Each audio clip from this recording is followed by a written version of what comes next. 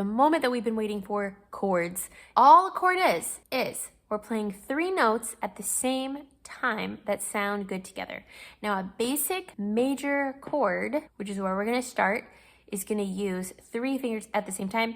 Last week we did our 5-finger scales. So go ahead and do that, just as a review. Cool. So now that we're ready for the next step, we're gonna think of that 5-finger scale as 5 different degrees. You could say, this is the 1st degree, this is the 2nd degree, or degree is just a fancy word.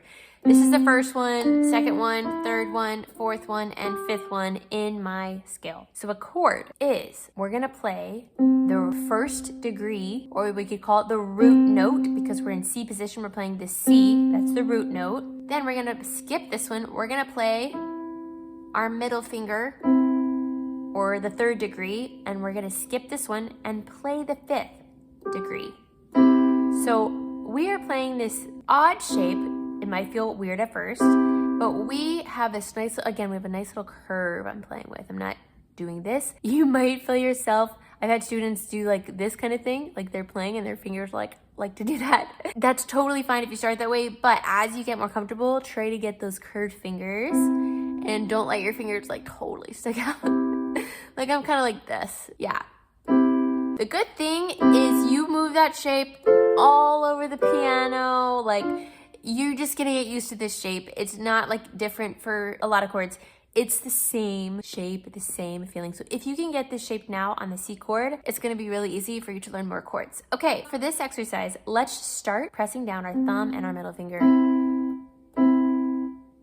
Just getting those 2. I'm playing my C and my E. So let's actually practice that all the way up the keyboard. Now, the shot that I have here is not the full keyboard, but do this on your full keyboard or whatever you have piano at home. My C and E with my 1 and 3, or my thumb and my middle finger. Next one. This is a mini chord. It's our 1st and 3rd, or you could say these are thirds. Musicians would talk about these as thirds. Okay, let's see. You could pause the video, practice that. But now let's add our pinky. We want this, like that's the beautiful choir sound. You know, when you play all that, it's called harmony. That's why chords are so beautiful. We have 3 different sounds that sound great together. So we want that pinky that's gonna make everything sound really good. You don't need it, but it really helps. So let's try that now. Now we're getting somewhere. And if you need to do, like build it like that, you totally can. But you could also do it all at the same time, whatever you wanna do. So there's your chords. Now, last thing I wanna teach you today is there are 2 versions we could play. 2 ways you could play chords. You could do, these are called block chords. We play them all at the same time. Or a block chord, or I'm sure people have different names for them, but that's a chord. That's more good for like rhythm things.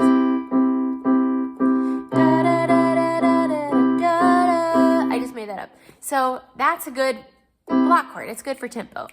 Now, we also could do broken chords, or the fancy word is arpeggio. We play 1 at a time, broken up 1 at a time. Now, this is where we get that like nice, flowy, beautiful sound. So I'm gonna play broken chords up the whole keyboard.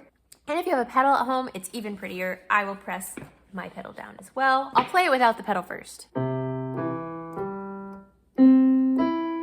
Again, I'm playing my C, E, G. Now, what that turns into, if I have my pedal, it starts to really sound pretty. Now, if I go faster, you know, if you want to really go be cool, you do left hand.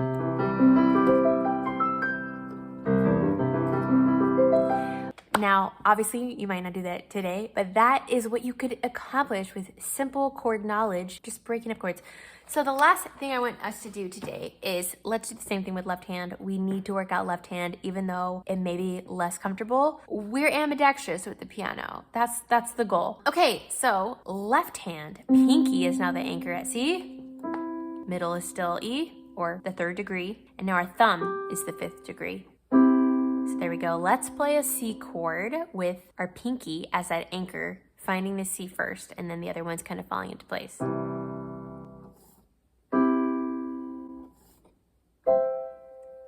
So there we go. Now, if you really want to get fancy, you can just find all your C chords. You could do 2 like this. You could go up. You could do, or just your left hand arpeggio or left hand broken chords, have fun with playing those C major chords however you'd like. That is your lesson for the week, so have fun. Thank you for watching. If you like what you see, won't you like it and subscribe for me?